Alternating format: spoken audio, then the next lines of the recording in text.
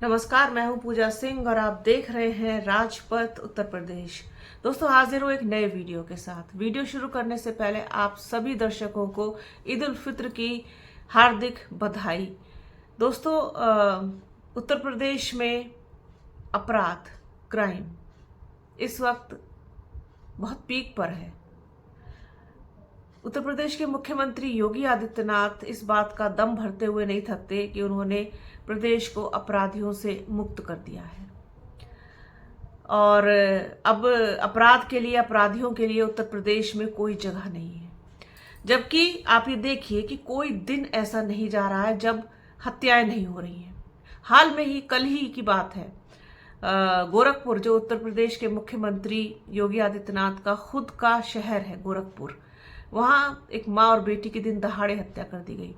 इसके अलावा तमाम, कहीं पति ने पत्नी को मार दिया, कहीं पत्नी ने पति को मरवा दिया, कहीं प्रेमी ने प्रेमिका को, कहीं दुश्मनी में, कहीं किसी को, कहीं, मतलब हर रोज रोज रोज सुनने को मिल रहा है।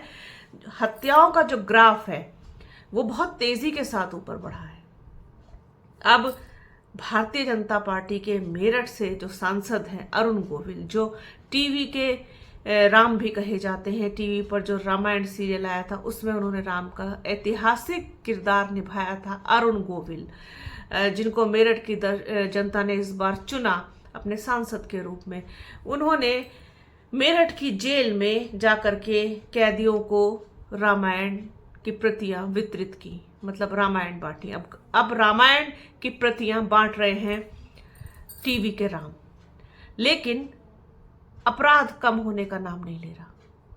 जब वो मेरठ जेल में पहुंचे तो वहां पर उन्होंने कैदियों को रामायण की प्रतियां दी। साथ ही साथ बहुचर्चित जो मुस्कान और साहिल वाला जो मामला है, जिसमें मुस्कान और साहिल ने मिलकर के मुस्कान के पति सौरभ की बड़ी ही बेदर्दी के साथ हत्या कर दी और उसके शव को एक ड्रम में डाल करके उसे सीमेंट से चिन दिया।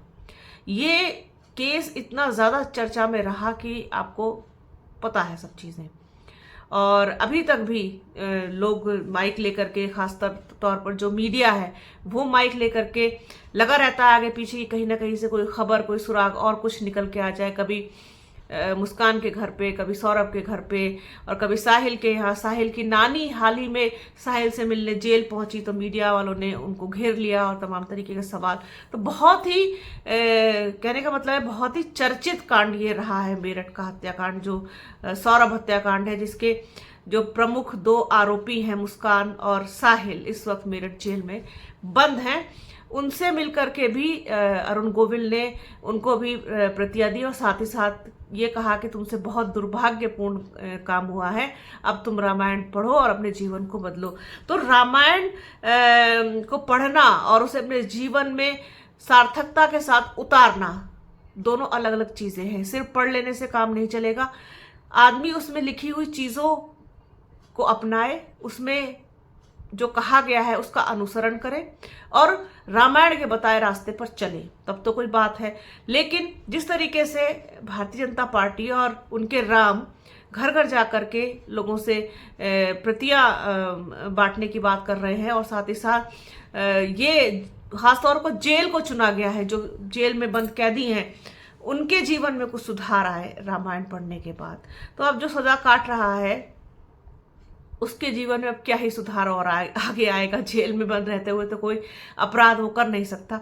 जो जेल से बाहर हैं, जो अपराधी किस्म के लोग हैं, जिनकी प्रवृत्ति आपराधिक है, जो कुछ अपराध करने का सोच रहे हैं, अगर वो रामायण में लिखी हुई बातों का अनुसरण करें, रामायण को अपने जीवन में उतारें, उनसे कोई गलती ना हो, तो वो ज़्यादा इम्पोर्टेंट चीज़ होगी और ज़्यादा इसका असर डालेगी, बजाय इसके कि आप जेल में बंद कैदियों को रामायण पढ़ने के लिए दिए। खैर, ये इनका अपना एक तरीका है लाइमलाइट बटोरने का कि जेल में जाकर के कैदियों को प्रतियां बांटी। फिलहाल मैं आपको पूरा मामला बताती हूँ क्या है। सांसद अरुण गोविल ने मुलाकात की साहिल और मुस्कान से, और साथ ही साथ ये कहा कि तुमसे दुर्भाग्यपूर्ण काम हुआ है। मेरठ में सौरभ हत्याकांड के आरोपी मुस्कान साहिल को सांसद अरुण गोविल ने रामायण भेंट की। रामायण पढ़ते ही मुस्कान भावुक हो गई। दोनों ने स्वेच्छा से रामायण लिखा है, इसे पढ़ेंगे, आगे से इसके नियम का पालन करेंगे। अरुण गोविल ने पूरी जेल में रामायण बांटी। उन्होंने कहा, उनके हाथों से दुर्भाग्यपूर्ण काम हुआ, लेकिन भावना, संवेदनशीलता हर इंसान में होती है। मैंने सभी से कहा कि रामायण पढ़ें, इससे बहुत कुछ सीखने को मिलता है, इससे जीवन जीने का सलीका मिलता है, जीवन बदलता है। रामायण पढ़ने से सभी के जीवन में सकारात्मक परिवर्तन अवश्य आएगा। अरुण गोविल घर घर रामायण अभियान चला रहे हैं। इस अभियान के तहत उन्होंने जिला जेल में बंद कैदियों को रामायण का वितरण किया। सांसद ने जेल में 1500 बंदियों को रामायण बांटी। पूरा जेल जय श्री राम के नारों से गूंज उठा। जेल में महिला बंदियों, पुरुष बंदियों को रामायण बांटी गई। 4 स्थानों पर रामायण का वितरण किया गया। और इसके अलावा अरुण गोविल जो है वो घर घर रामायण बांटने का एक अभियान चला रहे हैं। काश कि रामायण की सार्थकता, रामायण में लिखी हुई बातें इंसान के जीवन में उतर पाएं और वो अपराध से कम दूर रहे। जिस तरीके से तेजी के साथ आपराधिक घटनाएं बढ़ रही हैं, रोज हम खबरें सुन रहे हैं, पढ़ रहे हैं, क्या तो असर बच्चों पर पड़ रहा होगा, क्या उनका जो कोमल मन है वो किस तरीके से इन सब चीज़ों को देख रहा होगा, और क्या असर मुस्कान की बेटी पर पड़ा होगा, जो छोटी सी बच्ची है जिसने सब कुछ अपनी आंखों के सामने देखा है। अब उसके सिर पर ना तो पिता का साया है, ना माँ का साथ है उसके पास, और जो उसके दादा दादी हैं, बुआ है, वो भी कहीं ना कहीं उनको एक्सेप्ट करने के लिए तैयार नहीं है उस बच्ची को। तो सबका जीवन बर्बाद है, खराब है। लेकिन सिर्फ रामायण की प्रतियां बांट देने से कुछ नहीं होगा।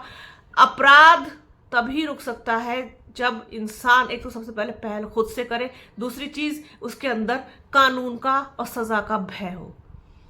जो एक कहना चाहिए ना कि जो बीच की लचर व्यवस्था है, उसे लगता है कि तुम अपराध करोगे और छूट जाओगे, ये वाली जो एक दिमाग में एक चीज बैठी हुई है, उसका बाहर निकलना बहुत जरूरी है। और ये तभी हो सकता है जब सरकार इस पर बहुत ठोस कदम उठाए और जो भी इस तरीके के गंभीर अपराध है उनमें तत्काल कार्रवाई हो और सजा मिले, और एक एग्जाम्पल सेट हो। एग्जाम्पल सेट करने की जरूरत है कि अगर इस तरीके की किसी भी आपराधिक घटना को अंजाम दोगे तो फिर उसका हश्र ये होगा, तभी अपराध का ग्राफ रुक सकता है। तो ये एक बड़ी चीज खबर, अरुण गोविल, रामायण, अपराध, क्राइम, सौरभ, साहिल, मुस्कान, छोटी बच्ची और तमाम बच्चे, परिवार, समाज, देश, सब कुछ। तो सोचा अपने दर्शकों के साथ को शेयर किया जाए। तो बने रहिए हमारे चैनल के साथ। हमारे चैनल को लाइक कीजिए, शेयर कीजिए, सब्सक्राइब कीजिए, बेल आइकन घंटी जैसी आकृति जरूर दबाइएगा, जिससे कि आने वाले वीडियो का नोटिफिकेशन आपको मिल सके। वीडियो को प्लीज पूरा देखिएगा, ज्यादा से ज्यादा शेयर कीजिएगा।